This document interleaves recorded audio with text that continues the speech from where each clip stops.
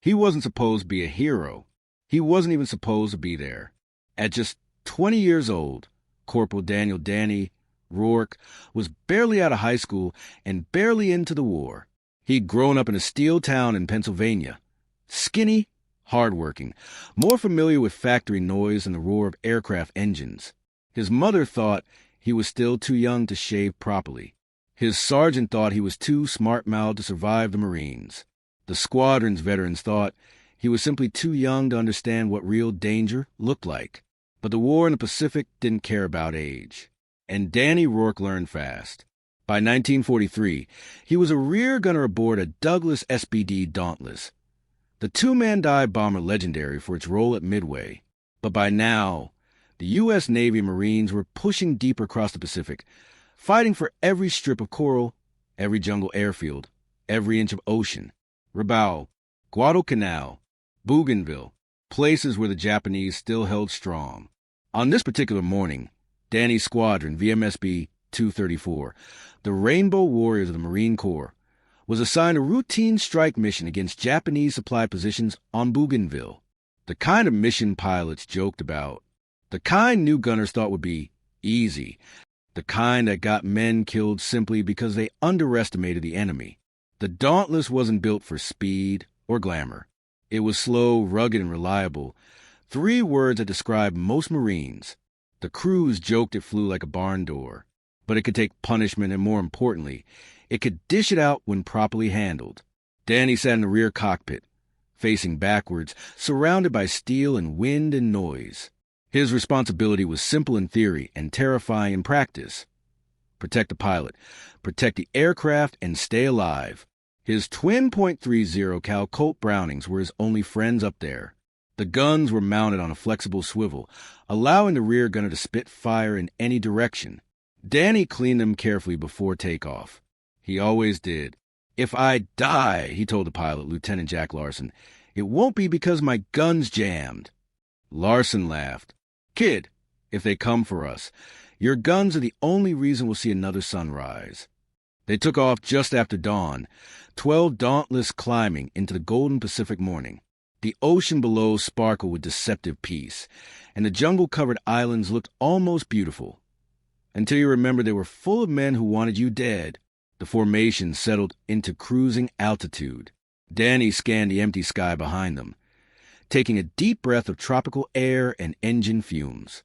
A fresh gunner always breathed deeper on days like this. Some called it nerves, others called it instinct. To Danny, it felt like standing at the edge of something unforgettable. Maybe this would just be a milk run, he told himself. Every gunner said that once. None said it twice. 20 minutes into the flight, Larson's voice crackled through the intercom. "Stay sharp, Danny. Radio chatter says there's zero activity near our flight path." Danny's spine straightened. The Mitsubishi A6M Zero, Japan's most feared fighter, was everything the Dauntless wasn't. Fast, agile, deadly. It could dance circles around most American planes and tear apart dive bombers like paper. Danny tightened the straps around his waist and adjusted his goggles. His world became the circular ring of his gun sight, the sky behind him shimmering with light and danger. The squadron approached Bougainville's coastline. Columns of smoke rose from previous raids. Japanese anti-aircraft guns were already warming up in the jungle. Then Danny felt it, a prickling on the back of his neck. A sense every gunner learned, but none could explain. He swung his turret slightly left, then right. Nothing. And then, the glint. At first it seemed like sunlight reflecting off the wing of a bird far in the distance. But birds didn't fly in formation. Birds didn't close the gap like that. Birds didn't carry 20mm cannons. Danny grabbed the intercom. "Jack, we got company." Larson didn't hesitate. "How many?" Danny swallowed. 3. Maybe 4. "No, scratch that. It's 3. Coming in fast from 6 o'clock high." Larson's voice turned hard. "Zeros." "No doubt." The squadron's radios erupted with warnings. The formation tightened. Pilots angled their planes instinctively, years of training compressing into seconds of action. Danny braced himself. He'd heard stories from older gunners. Stories of Zeros that came out of nowhere, shredded a bomber, and disappeared before the crew even registered the attack. But stories didn't prepare you for the sight. They didn't prepare you for the sound. They didn't prepare you for fear. The Zeros were beautiful, sleek, white-painted killers diving out of the sun like hawks. Danny could see the red Mars circles painted on their wings, the propellers flashing like spinning blades. They moved with a grace no American plane could match. But beauty didn't matter. They were coming to kill him. Larson shouted, "Hold on! They're diving!" Danny felt the Dauntless shudder as Larson threw the aircraft into a defensive maneuver. But a Dauntless couldn't outrun Zeros. Couldn't outclimb them. Couldn't outturn them. Danny knew the truth. The only thing between life and death was the weight of his trigger finger. His heart pounded. His breath came in sharp bursts. His palms sweated inside his gloves. The Zeros lined up for the kill. Danny gripped the handles of his twin .30 calories, leaned into the gun sight, and whispered, "Come on, come closer." The sky behind the Dauntless filled with the scream of engines. The first Zero opened fire. Tracer rounds whizzed past the tail. Danny's world narrowed to one thing. Shoot first. Shoot straight. Shoot to live. And when he pulled the trigger, the kid from Pennsylvania began a 45-second fight that would make history. Danny didn't hear the first burst of gunfire. He felt it. The entire Dauntless trembled as the Zero's 7.7 millimeters round stitched across the tail like a zipper of death. Shards of metal flicked past his face. The smell of hot steel and burning paint filled the turret. Larson shouted, "They've got us locked. Light 'em up, Danny." But Danny wasn't listening to voices anymore. He was listening to instinct. He centered his gun sight on the incoming fighter. The Zero dove straight at them, nose flashing as it spat fire. Its pilot, probably in his early 20s too, was confident, aggressive, certain he was about to tear this slow American dive bomber apart. Danny waited. He waited until he could see the pilot's helmet, until he could count the red stripes on the plane's tail, until the Zero's engine filled the entire gun sight. Too close? Any veteran would have said yes. But Danny wasn't a veteran. He was a kid whose courage outran his experience. He pressed the triggers. The twin .30 calories erupted, blasting a stream of orange tracers into the sky. The roar shook his teeth. The barrels bucked violently, vibrating through his bones. The air turned into heat and thunder behind the aircraft. The first shots went wide, adrenaline throwing off his aim. But Danny corrected almost instantly, dragging the guns upward in a smooth, rising arc. The tracers found their mark. The Zero's cowling exploded in sparks. Black smoke shot from its nose. The pilot flinched. Danny saw it. But the Zero kept coming. Larson ducked instinctively, though the bullets were aimed at the gunner's position. "Kid, kill him. Kill him now." Danny gritted his teeth and kept firing. More rounds slammed into the Japanese fighter. Pieces of metal peeled off like burning petals. Fuel leaked from a ruptured line. Flames licked along its underside. And then, boom, a fireball erupted from the Zero's engine. The plane nosed down, trailing a black plume that cut across the blue Pacific sky. Danny watched it tumble, spin, and smash into the jungle below. 12 seconds had passed, and he had just shot down his first enemy aircraft. Larson yelled through the headset, "Nice shot. Stay sharp. They're not done." Danny wiped sweat from his forehead with the back of his glove. His entire body shook, more from disbelief than fear. He'd trained for this. He'd imagined it. But imagination was nothing compared to reality. The sound, the recoil, the sudden, overwhelming finality of watching an enemy aircraft die. He barely had time to breathe before he heard it again. The rising whine of another Zero closing from below. Danny spun the turret, knuckles white on the grips. He saw the second fighter coming fast, weaving through the slipstream of the formation like a predator stalking a herd. This one was smarter. He didn't come head-on. He didn't attack recklessly. He climbed into the bomber's blind spot, then pulled up to fire into the belly, a weak, thinly armored target. Danny's stomach dropped. "Jack, he's under us, coming up on the right." Larson cursed loudly. "Hold on." He yanked the Dauntless into a brutal roll. The wings groaned. Danny felt his body slam sideways against the turret wall. He nearly lost grip of the guns. The Zero blasted past, just feet below them. The pilot overshot. Too fast, too aggressive. Danny's window. He swung the turret hard left, muscle straining. For a split second, he had the perfect angle. The Zero was broadside, sunlight glinting off its wings. Danny didn't hesitate. He opened fire. The tracers carved into the Zero's right wing. Canvas peeled away. A fuel tank burst, spraying vapor that ignited instantly. The fighter became a streak of fire racing across the sky. The Japanese pilot tried to bail. Danny saw the canopy fling open, saw the figure inside struggling with straps.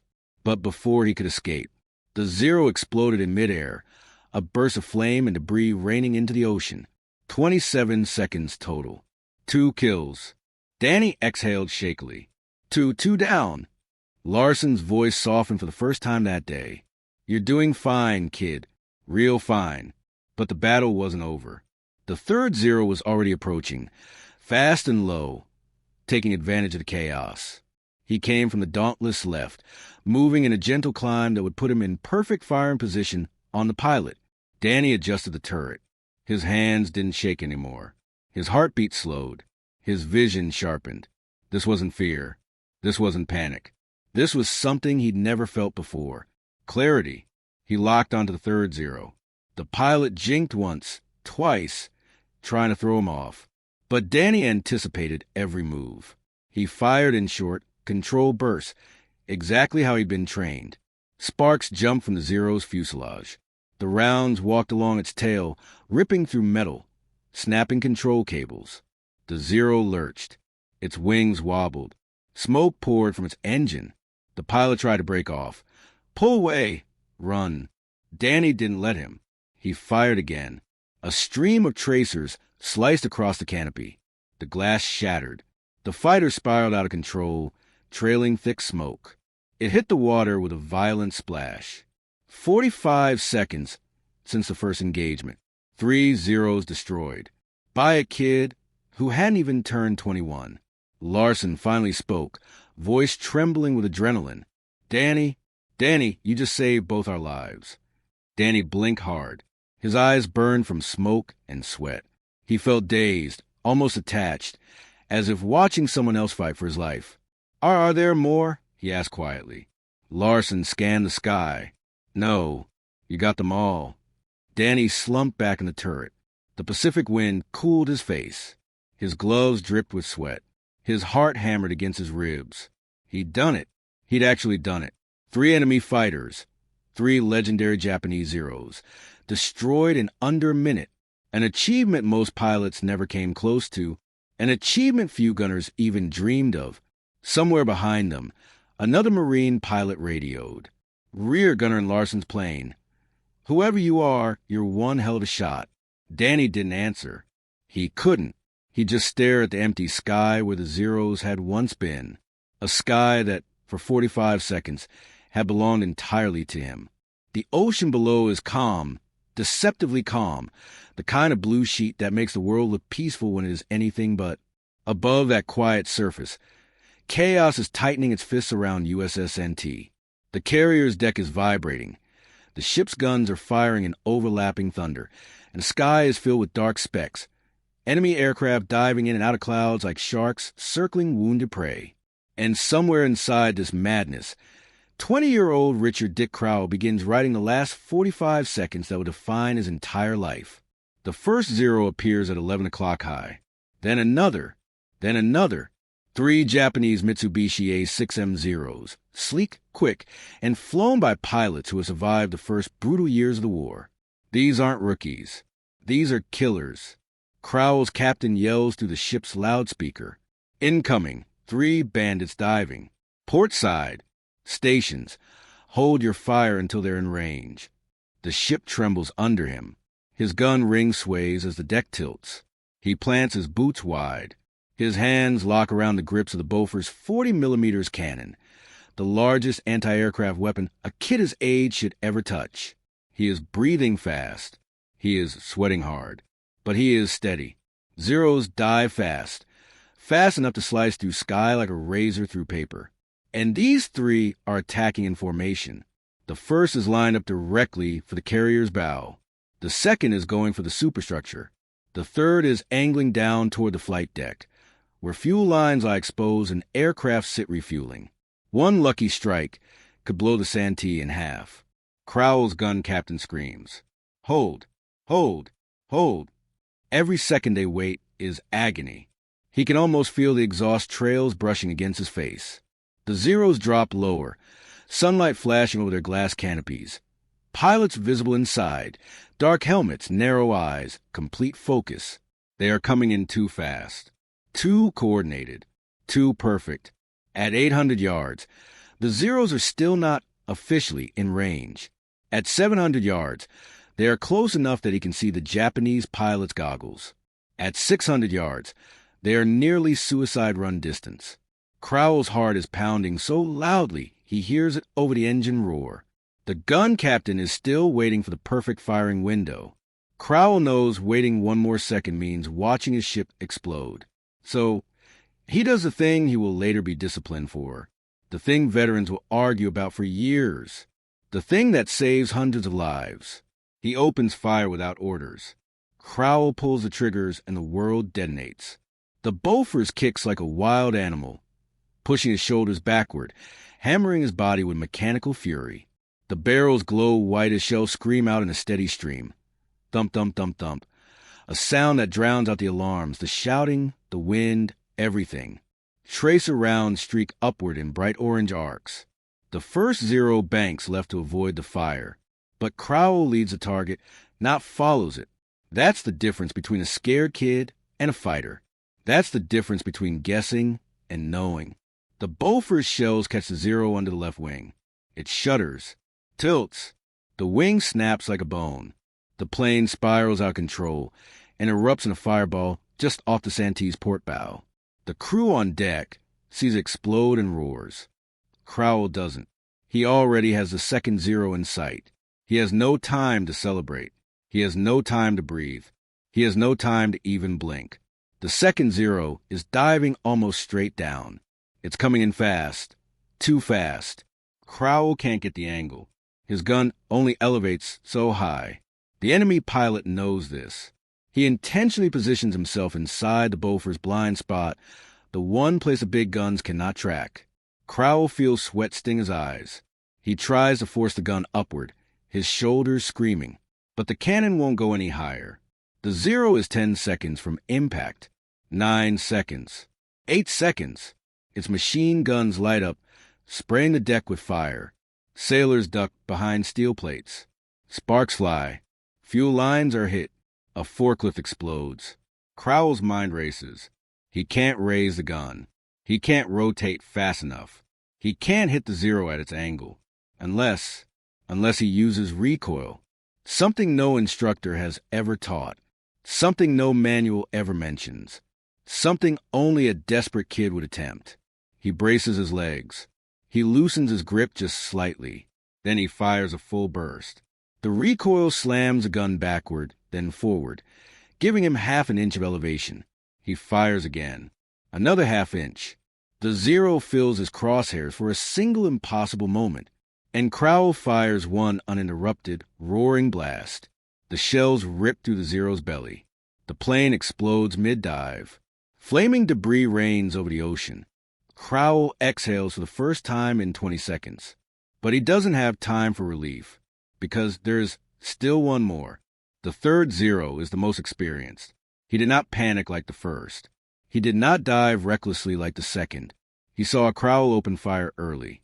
He saw 2 Zeros vanish. He knows he is up against someone who breaks patterns. So he breaks a pattern of his own. He pulls up. High. Higher.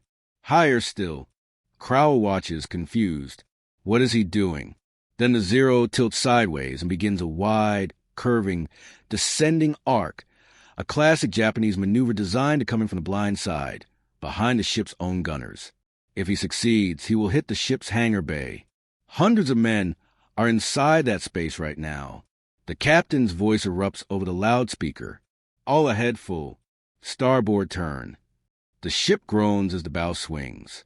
Crowell tracks the Zero through the sky, but the angle is terrible. The distance is shrinking too fast, and he is nearly out of ammunition. He has maybe 6 seconds of fire left. Maybe. He steadies his aim. The Zero keeps descending. 5 seconds. For seconds. Crowell fires. The barrels scream.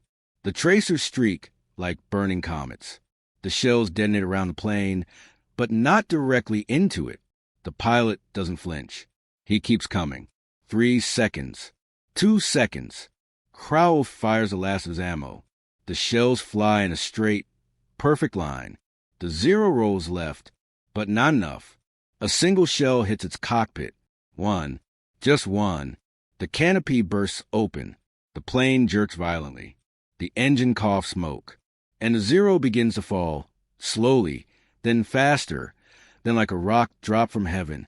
It slams into the water in a violent geyser of white foam and black smoke. Crowell doesn't hear cheers. He doesn't hear his name shouted across the deck. He doesn't hear the captain yelling for someone to confirm the kills. He hears only the pounding inside his chest and the ringing in his ears. He rests his hands on the overheated gun barrels, feeling them vibrate with fading energy. He is shaking. His knees are weak. His arms burn. His uniform is soaked with sweat. But he is alive. The ship is alive. Hundreds of men are alive. All because a 20-year-old kid refused to wait for orders. All because he did the unthinkable. All because he trusted his instincts. Below deck, a mechanic whispers to another sailor. Who the hell took down those planes? A chief petty officer answers without looking up. Crowell. The kid. Sailors glance at each other in disbelief. A teenager, barely old enough to shave, had just done what some AA divisions fail to do in entire engagements. He shot down 3 Zero fighters in 45 seconds. And he did it alone. For several minutes after the third Zero slammed into the ocean, USS Santee exists in a strange kind of silence, an unnatural quiet that always follows violence. The guns cease. The deck stops trembling. The alarms fade. The air fills instead with drifting smoke, acrid cordite, and the distant hissing of seawater cooling the gun barrels. Richard Dick Crowell lowers himself slowly from the Beaufort's mount. His legs feel rubbery. His hands tremble uncontrollably. His uniform clings to his skin like a second layer of sweat-soaked armor. He has no idea what he has just done. He knows only one thing. He is still alive. The first person to reach him is Gun Captain Miller, a man in his late 30s with grease-stained sleeves and a throat permanently hoarse from shouting at sailors. Miller says nothing at first. He just stares at the kid standing before him. 20 years old, hair blown back by the cannon's concussion, his cheeks smudged with gunpowder, his eyes wide and glassy. Then Miller asks one question. A simple question. A question never asked when everything goes perfectly. Crowell, what in God's name did you just do? Crowell opens his mouth. Nothing comes out. He doesn't know. He doesn't remember every detail. He remembers the tracers. He remembers the smell. He remembers the Zero's cockpit, the pilot's goggles, the split second where life and death collided in impossibly thin margins. He remembers firing without permission. He remembers recoil lifting the barrel just enough. He remembers the moment the last Zero swallowed seawater. But explaining that? You can't. Not when adrenaline is still ripping through your bloodstream like lightning. Crowell wipes his face with the back of his forearm. His voice is thin, cracked. I just fired, sir. Miller almost laughs. Almost.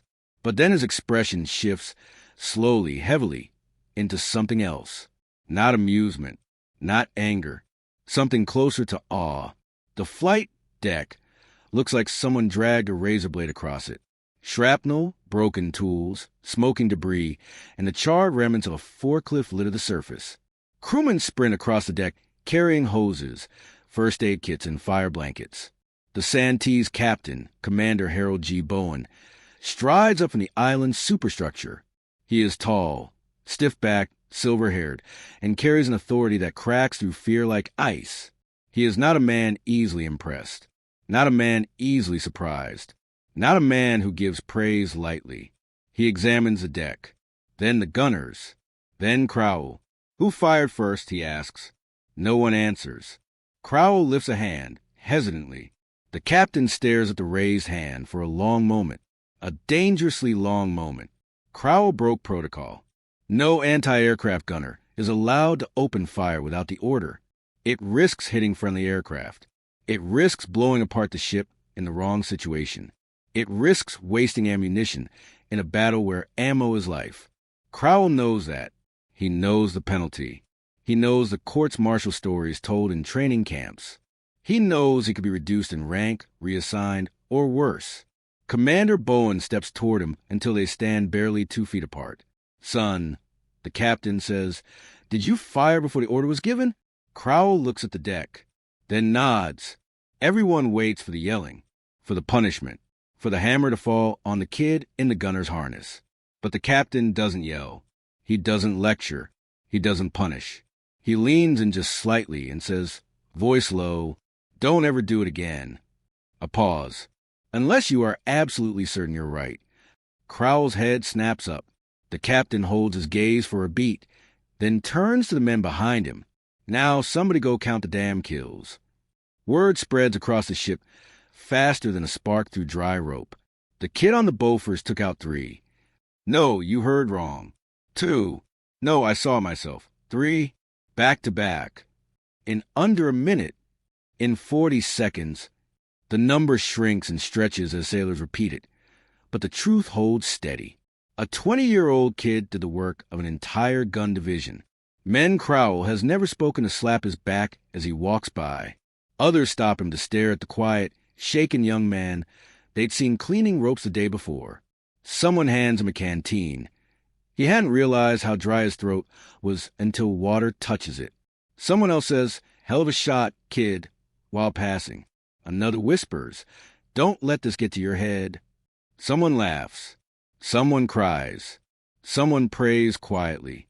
Crowell stands there, unsure whether he should smile, sit down, or run to the bathroom to throw up. But strange things happen after battles. Men celebrate what they survived. Men mourn who didn't. Men argue over details to distract themselves from the truth. And the truth is simple. Crowell shouldn't be alive. The ship shouldn't be intact. Hundreds should be dead. And every sailor knows it. In the ship's Combat Information Center, officers begin reconstructing the timeline. Spotters provide detailed reports. Deck crew identify crash points. Lookouts confirm plume locations. Damage control teams analyze impact angles. Everyone keeps coming back to one name, Crowell, and one question. How did he do it? His gun captain provides a first real clue. He used recoil, lifted the barrel with it. Never seen anything like it. Lieutenant Harris, the ship's gunnery officer, raises an eyebrow. You're telling me a kid, fresh out of Iowa, used a trick we couldn't get seasoned gunners to master? Miller shrugs. I'm telling you what I saw. The officers exchange slow, disbelieving looks. No one wants to admit it. No one wants to believe it. But the evidence is overwhelming. Crowell didn't get lucky. He adapted. He thought. He reacted faster than trained men twice his age. And that makes the officers nervous. Because men like that rarely stay unknown for long. A few hours later, Crowell sits alone on a crate below deck, shirt off, wiping grease and cordite from his forearms. His muscles ache. His ears ring. His gun crew is off cleaning the barrels, restocking shells, and preparing for another attack that might come at any moment. Crowell just sits there, quiet, still exhausted. He doesn't feel heroic. He doesn't feel strong. He doesn't even feel proud. He feels overwhelmed. A shadow falls across him. He looks up. Commander Bowen stands in front of him again. This time he isn't stern. He isn't assessing. He isn't weighing punishments or regulations. He is simply a man who has seen many boys break under fear, and one who didn't. Gunner Crowell, the captain says softly, what you did today will go farther than you think. Crowell swallows. Sir, I didn't. The captain cuts him off. You saved the ship. Crowell looks stunned. Bowen continues. You saved lives. You kept us afloat. And when this war is over, people will remember actions like yours. Crowell nods, eyes down. He still doesn't believe it. Heroes don't feel like heroes. Not when the shaking hasn't stopped. Not when your body still remembers the 45 seconds where the universe shrank to a gun sight and a scream of steel. Night falls. The stars come out, clear, unbroken, indifferent. The ocean settles into long, dark waves. The ship's lights glow faintly across the water, and Crowell stands alone on the deck, hands on the railing, staring into the black horizon. 3 planes in 45 seconds. 3 pilots who never saw home again. 3 machines burned into the sea. 3 lives ended by his hands. His hands. He looks at his fingers, still stained with engine soot. There is no glory in them. No triumph. No pride. Just the weight of survival. Just the quiet truth of war. And somewhere deep in the bowels of the ship, a message is already being drafted. A report that will travel from the Santee to the task force, to Pearl Harbor, to Washington, to history. A report that begins. On this day, during enemy air attack, a gunner named Richard Crowell demonstrated extraordinary presence of mind and exceptional skill. For the next 48 hours, USS Santee sails through calm blue water under a deceptively peaceful sky. The ship has resumed flight operations. The deck has been cleared, and the men have returned to their routines, or at least the versions of their routines that still function after a brush with death. But beneath the surface of daily chores, below the clang of tools, behind every shouted command and every engine roar, something is different. People are watching Crowell, not staring, not gawking, just watching, quietly, subtly, respectfully, because a rumor has begun to grow into something more, a story, a legend in the making. And legends always start the same way. Whispers carried through steel hallways and cramped bunks. The kid did what? 3 zeros. 45 seconds. Impossible. He's just a farm boy. Farm boys shoot straight. The story mutates, twists, expands. Men Crowell has never met repeat versions of it, whose details he doesn't even recognize. But the officers know the truth, because they have the paperwork. And paperwork, unlike memory, does not bend. 3 days after the attack, Crowell's name appears on the daily roster next to a summons. Report to the Combat Information Center, 0900 hours. Crowell stares at the notice, heart thudding. Summons by CIC usually means one of 3 things. 1, you're being questioned. 2, you're being reprimanded. 3, you're being recognized. Crowell hopes it's number 3. He fears it's number 2. When he arrives, the room is already full. Commander Bowen stands at the head of a long metal table.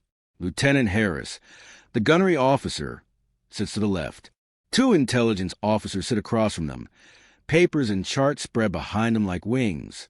On the far wall, a chalkboard displays a sketch of the engagement.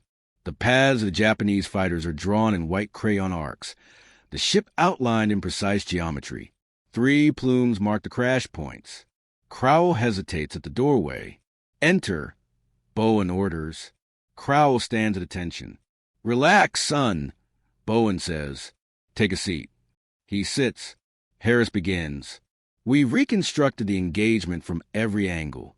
Spotter stations, lookout reports, deck logs, pilot eyewitness accounts. We checked your gun ammunition. We verified the shell trajectories. Crowell swallows. And, he asks. Bowen folds his arms. And the evidence is clear. A silence settles like dust.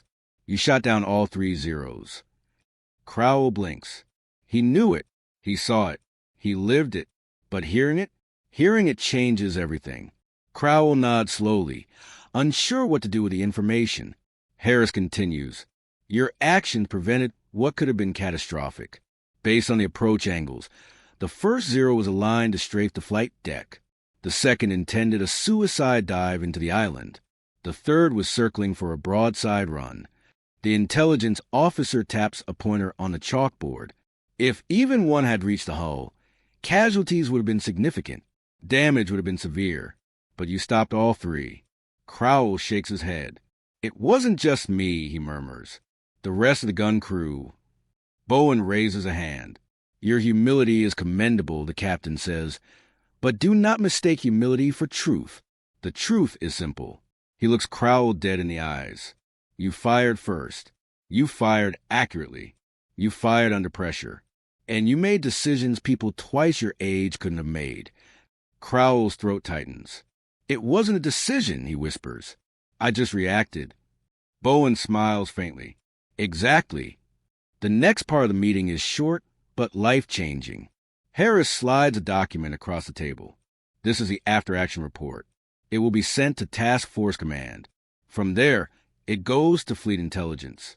If they deem it worthy, it moves to the Bureau of Naval Personnel in Washington. Crowell stares at the document, his name printed neatly, his rank, his station, his kills, a summary of a 45-second engagement. At the bottom, recommendation, commendation for extraordinary action under fire. His hands tremble as he signs a form acknowledging the review. After he does, Bowen speaks again. Crowell, do you know how many men in this fleet earn a commendation before they turn 21? No, sir. Almost none. Silence. Do you know how many shoot down 3 attackers in a single engagement? No, sir. 1. Crowell realizes the captain is looking directly at him. Harris stands. You may return to duty. But Bowen stops him. One more thing. Crowell waits. The captain walks around the table until he is standing beside him. Then he places a hand on the young man's shoulder. This war will end someday, Bowen says quietly. And when it does, there will be men who spend the rest of their lives trying to justify why they survived. But not you. Crowell looks up. You survived because you acted, because you refused to freeze, because you chose to fight. The captain squeezes his shoulder. And because of that, many others will get to go home. Outside the CIC, the ship's routine grinds on, but the mood shifts subtly the moment Crowell steps out. Word spreads fast. Men peek out of hatches. Deck crew whisper among themselves. A mechanic wiping oil from his hands gives Crowell a nod so firm and respectful it feels like a salute. Later that evening, as the mess hall fills with the smells of potatoes, burnt coffee, and canned beef, Crowell takes his tray and tries to slip quietly to an empty corner. But there is no empty corner anymore. A table full of radio men waves him over. Crowell, sit here. Another sailor from the engine room pats the seat beside him. You saved my hide, kid. Eat with us. He sits reluctantly. Everyone wants to shake his hand.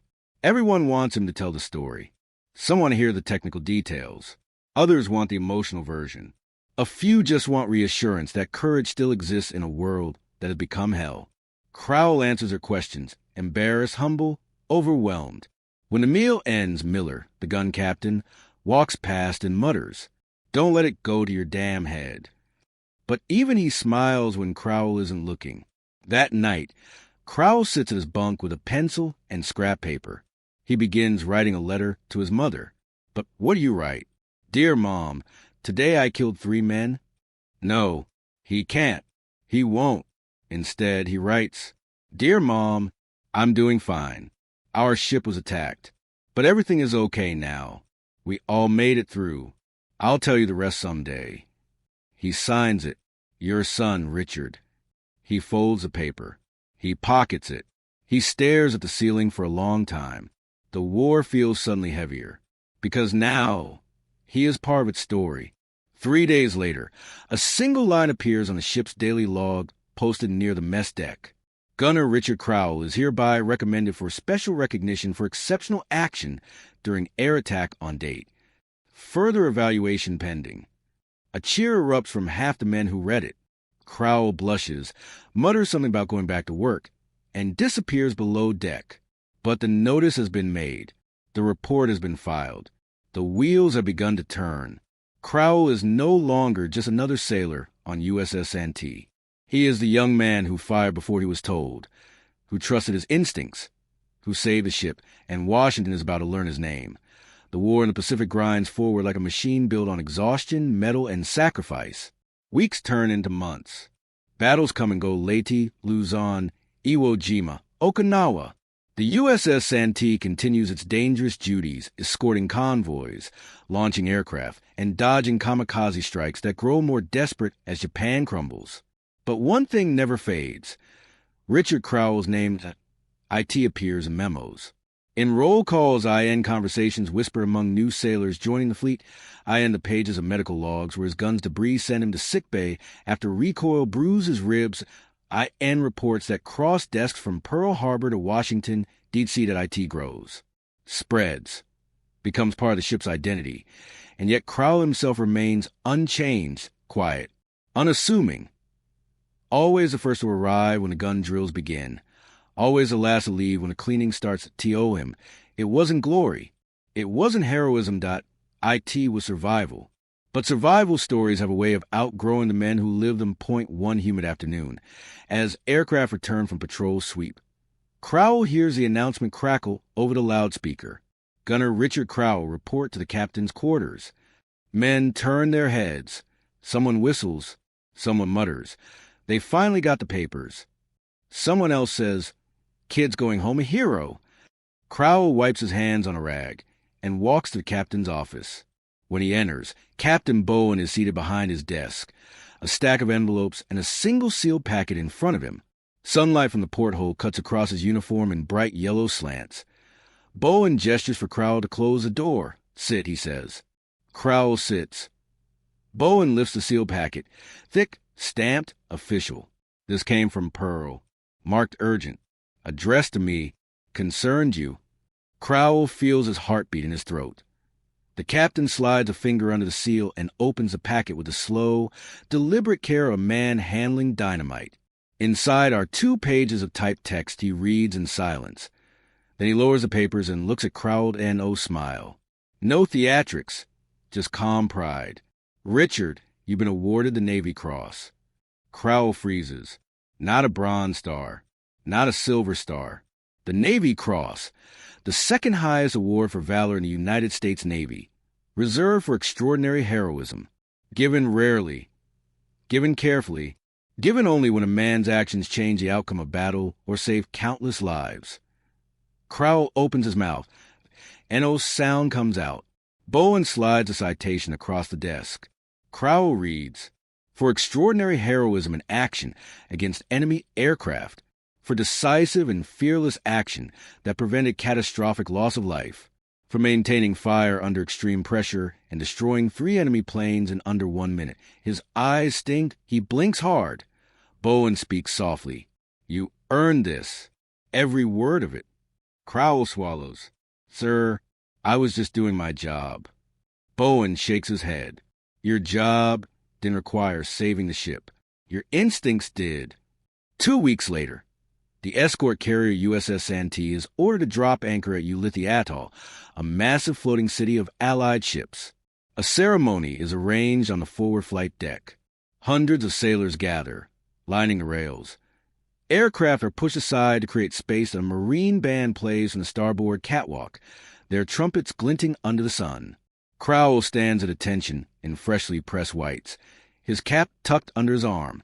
His legs shake. Not from fear, but from disbelief. He hears whispers behind him. That's him. 3 zeros. 45 seconds. He saved the whole damn ship. He's younger than my kid brother. Captain Bowen steps up to the podium. He clears his throat. "Men of the Santee, today we honor someone whose actions speak louder than anything I could say." He gestures to Crowell.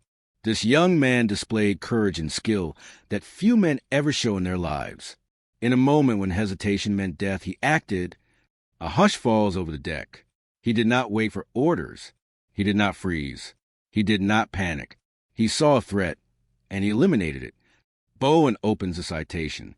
By order of the Secretary of the Navy, Gunner Richard Crowell is awarded the Navy Cross for extraordinary heroism in combat. On the date of, the rest becomes a blur in Crowell's ears. He steps forward. Bowen pins a Navy Cross to his uniform. For a moment, the world goes silent. Then the deck erupts in applause, deafening, rolling, unstoppable. Men cheer, whistle, clap until their palms burn. A few even shout his name. Crowell stands still, overwhelmed. No smile, and no celebration. Just a deep, quiet breath. Back in the United States, a war correspondent stationed at Pearl Harbor picks up the story. He writes an article for the papers, the Des Moines Register, Chicago Tribune, Stars and Stripes. The headline is simple: Iowa gunner downs 3 kamikazes in 45 seconds. A black and white photograph shows Richard Crowell standing beside his Bofors gun mount, expression serious, uniform wrinkled, hair tousled by the sea breeze. His mother clips the article. His father reads it twice. His neighbors pass it around the local diner. America learns his name. As 1945 nears its end, the Japanese military grows more desperate. More kamikazes, more attacks, more danger. But Crowell is no longer the same kid who boarded the Santee months ago. He has become a symbol, a steady hand behind the gun, a leader among the gunners, a man the crew trusts when the sky turns black with enemy aircraft. During one late spring attack, another wave of fighters approaches the Santee's task group. Sirens blare, pilots scramble, guns swivel in unison. Crowell climbs into position. His crew trusts him. His captain trusts him. He trusts himself. And when the moment comes, when the sky fills with spinning propellers and flashes of sunlight glinting off diving wings, he fires. Not early this time, not without orders, but with a calm, precise, deadly expertise that comes only from living through the worst and surviving. 1 Zero falls. Then another. A third turns away. The officers later say he wasn't just firing shells. He was firing experience, memory, skill sharpened by fear and transformed into control. When Japan finally surrenders in August 1945, the men aboard the Santee celebrate through tears, laughter, and exhaustion. The ship sails home slowly, battered but alive. Crowell stands on the deck one last time, breathing in the salty air. He thinks of the men who didn't make it. He thinks of the pilots he shot down. He thinks of the seconds, 45 of them, that changed the trajectory of his life completely. A chief petty officer walks up and says, "You know, kid, you're a hell of a gunner." Crowell looks at the horizon. "I just didn't want anyone to die." The chief nods. That's exactly what courage looks like. In the decade that follow, Crowell marries, raises children, works a quiet job, attends reunions, gets old. He never brags, never boasts, never glorifies what he did. But every veteran on the Santee remembers. They remember the day the alarms rang, the day 3 Zero fighters came screaming down, the day death fell from the sky like burning arrows, and the day a 20-year-old kid from Iowa picked up a gun and, in 45 unbelievable seconds, saved an entire ship. His story becomes part of naval history, taught in gunnery schools, retold in documentaries, preserved in archives, not because he sought fame, not because he was extraordinary, but because, when the moment came, he rose and kept rising.